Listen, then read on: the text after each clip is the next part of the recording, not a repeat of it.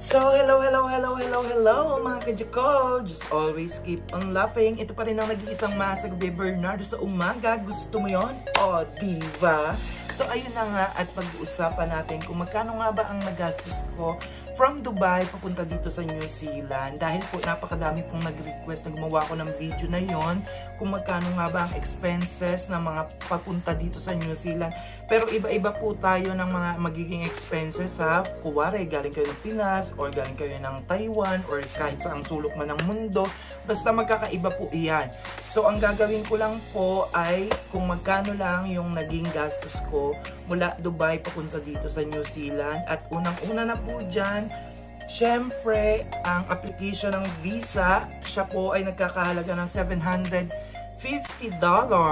New Zealand. So, kung sa peso po siya ay 24,750. So, iyon po ang nagastos ko sa aking application ng visa. So, ang binayaran ko nung nasa Dubai ako is 1,800 dirhams. So, pag kinumpit mo naman siya is 24,750 pesos po siya sa Pilipinas.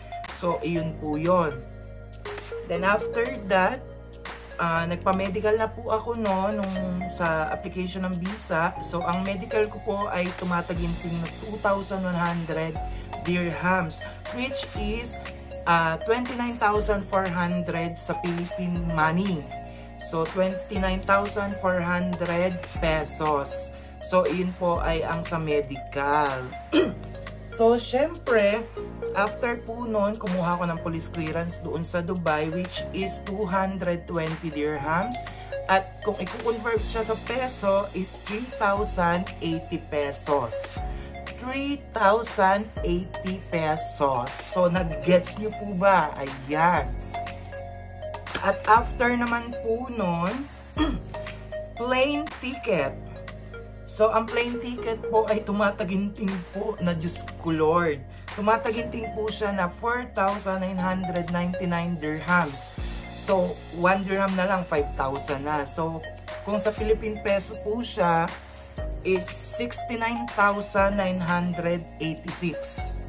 So, 4,999 dirhams sa Philippine peso is 69,986.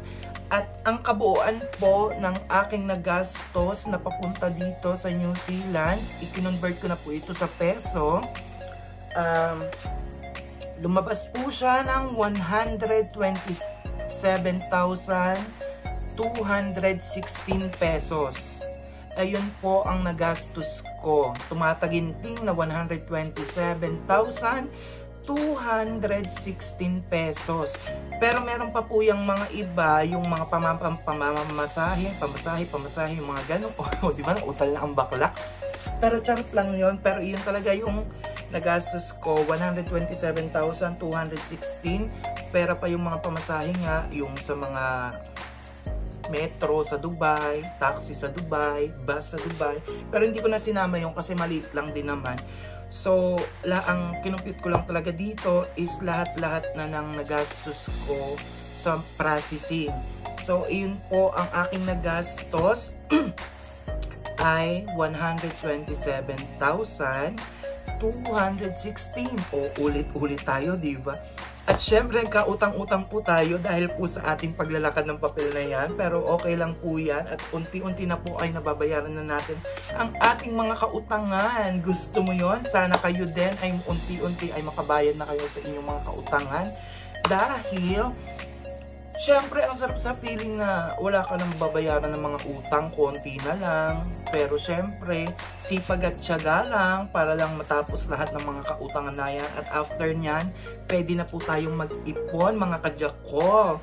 So, after nyan, syempre isingit na din natin at may nag-request din naman, isama ko na rin sa vlog na ito, kung ano nga ba ang mga transportation dito sa Queenstown, New Zealand. So, meron lamang po ditong tatlo pong transportation.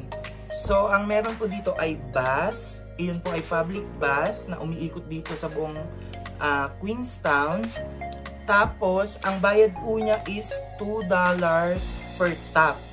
So, kung balikan man yan is aabutin kayo ng $4. Pero kung mag-transfer lang naman kayo, kuwari sumakay kayo dito tapos bumaba kayo sa intersection, pag sakay nyo sa susunod na bus, itatap nyo lang yon, ang lalabas lang doon is transferred. So, wala na po kayong babayaran doon. So, libre po yung susunod na bus nyo. Basta sa 30 minutes na yon ay makasakay kayo sa bus para wala na kayong babayaran na $2 pa ulit. Tapos, ang pangalawa naman, meron po ditong mga taxi-taxi at mga Uber-Uber, pero mahal po ang bayad doon sa mga yon. So, huwag nyo na po pangarapin na mag-Uber at mag-taxi dahil mas mahal siya kesa doon sa pagmamahal ng jowa mo. Charing! So, ayun na nga. At meron pa rin isa. Siyempre, sarili mo ng sasakyan. Pero kung wala kang sariling sasakyan, pwede ka mag-walkathon sa Dramathon sa hapon. Dahil nga, kung magwa-walk ka, mas mababawasan ang balakang mong biling kinita. Magiging 21 yan, syempre.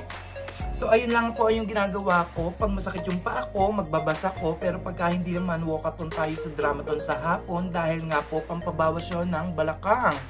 21 dapat ang maging achieved sa balakang natin, char. So, kung wala kayong sasakyan, ayun lang, pahirapan dito, pero mas maganda kung may sasakyan na kayo. At kung pupunta kayo dito, mas okay na may lisensya na kayo, saan mang sulok ng mundo kayo nandoon. Basta pagdating nyo dito, may lisensya kayo, kasi pwede kayo mag-drive ng 1 year, i-convert lang yon. So, ayun po ang ating mga sasakyan dito. Murang-mura lang po, lalo sa bus, hindi po kayo maghihirap.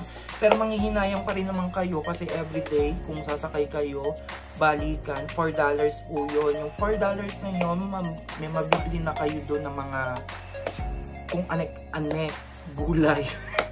Charing. Makakabili na kayong dahon ng ng sibuyas doon sa $4. Charing. Pero totoo yun, makakabili kayo ng $4 ng dahon ng sibuyas. Iyon po ang pinakamura, char. So, tapos nga, syempre, magsha-shoutout na rin ako sa aking mga followers dyan, sa ating mga subscriber, mula kahit sa ang sulok ng mundo. Hindi ko na po kayo papangalanan. Basta sa mga nanonood sa akin, shoutout sa inyo. Maraming salamat po sa inyong pagmamahal at patuloy ng pag-subscribe. Dahil po parami na po tayo ng parami, mga kajakol. Sana supportahan niyo po ako always kasi naiiyak ako. Kasi po, dapat po talaga tayong umangat hanggang 1,000. Masaya na ako dun sa 1,000 follower, subscriber, kinembot. Dahil para ma-monetize na po tayo, mga ka-Team Jakol. Para naman po tayo makapagbigay na ng mga freebies, yung mga ganyan-ganyan, Gcash. Para naman po habang kumikita ako, matutulungan ko rin naman kayo, di ba mga ka-Team Jakol? So, iyon lamang po ang ating mga pinag-usapan ngayon. Sana po soon ay magkita-kita tayo dito sa New Zealand dahil excited na ako ma-experience nyo yung mga experience namin dito sa New Zealand. At iyon lamang po. Sana lagi lang kayo mag-Jakol. Just always keep on laughing. Ito pa rin ang nag-iisang mga sa gabi, Bernardo sa umaga. Gusto mo yon? O, diba? At syempre, kung bago ka lamang sa aking channel, huwag kalimutang mag-subscribe at i-hit ang notification bell para updated ka sa mga bagong videos. Ayun lamang mga ka-Jakol. So, see you sa mga susunod na videos. Bye-bye!